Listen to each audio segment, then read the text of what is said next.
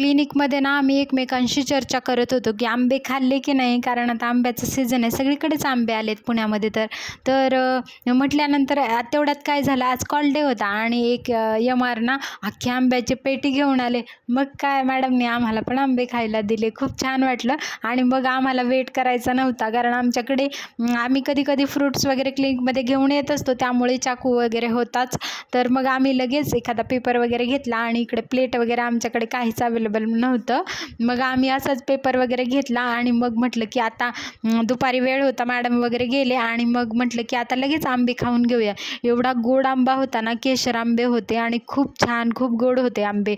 खरंच छान वाटलं आणि मॅडमना पण मनापासून थँक्यू का मॅडम आम्हाला आंबे खाण्यासाठी दिले. आम्ही असंच सहज गप्पा मारत बसलो होतो आणि क्लिनिकमध्ये बसल्या बसल्या ना आम्हाला दुपारी खूप काही खायची आठवण येते. काही जंक फूड वगैरे ते गोष्टी तर खायला कधीतरी आम्ही आणत असतो, असं शक्यतो नाही, पण टाळत असतो. डबा वगैरे आम्ही घेऊन येत असतो, पण सहजच आम्ही बसल्या बसल्या म्हटलं होतं की आंबे वगैरे कोणी खाल्ले की नाही वगैरे, कारण मी घरीसुद्धा पुरणपोळी, आंब्याचा रस वगैरे बनवला होता सुट्टीच्या दिवशी. आणि सहजच आम्ही गप्पा मारत बसलेलो आणि तेवढ्यात आले एक MR आणि त्यांनी खरंच आज खूप छान दिवस होता.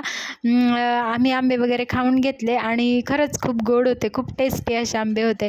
म्हणजे केसर आंबे होते आणि गुजरातवरून ते म्हणत होते, आता मला नाही माहिती याचं खरं कुठून आंबे आणले होते वगैरे, तसं दिले होते. आणि मॅडमनी सुद्धा बाकीचे आंबे मग मॅमना आम्ही गाडीमध्ये वगैरे ठेवून दिले होते, कारण एक पूर्ण पेटी जी आंब्याची होती ती दिली होती आणि त्याच्यामधले काही आंबे मॅमने आम्हाला सगळ्यांना तुम्ही खा म्हणून दिले होते. आम्ही म्हटलं घरी कुठे घेऊन जाणार, आता आम्ही बसलोय बसल्या आम्हाला काहीच काम नसतं, त्यामुळे म्हटलं की दुपारीच खाऊन घेऊयात. तेवढ्याच आम्हाला जे बाकीची चहा पिण्याची कोणत्याही गोष्टीची आठवण येते तेवढ्यापेक्षा, म्हणून म्हटलं आंबे खाऊन घेऊया.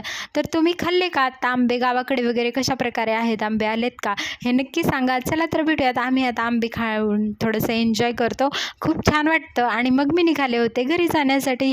रात्र झाली होती, कारण दुपारी मस्त मग तिकडेच थांबले होते, नंतर आले नाही. आता घरी गेल्यानंतर स्वयंपाक करायचा, अजून काय करूयात बघूयात. आणि मग घरी आल्यानंतर मी बनवली होती भाकरी. आता भाकरी आणि बेसनच करणार आहे मी आज. खूप छान वाटला, आजचा दिवस खूप छान होता. चला तर भेटूयात पुन्हा, आणि व्हिडिओ कसा वाटला हे सांगा आणि चॅनलला नक्की सबस्क्राईब करा. जय सियाराम मंडळी सगळ्यांना. तुम्ही जेवणामध्ये, रात्रीच्या जेवणामध्ये कधी भाकरी बनवता का नक्की सांगा. मी तर रोज रात्री शक्यतो भाकरी बनवण्याचा प्रयत्न करते, पण क्लिनिकवरून आल्यावर कधी खूप कंटाळा येतो. पण आज म्हटलं की खूप दिवस झालेत भाकरी खाऊन, तर आज आपण भाकरीच बनवूयात, कारण रोज सकाळी डब्याला चपाती भाजी अशाच गोष्टी असतात, पुरी भाजी वगैरे कधीतरी बनवते मी, म्हणून आज म्हटलं की भाकरी बनवूया. चला तर भेटूयात पुढच्या व्हिडिओमध्ये. धन्यवाद.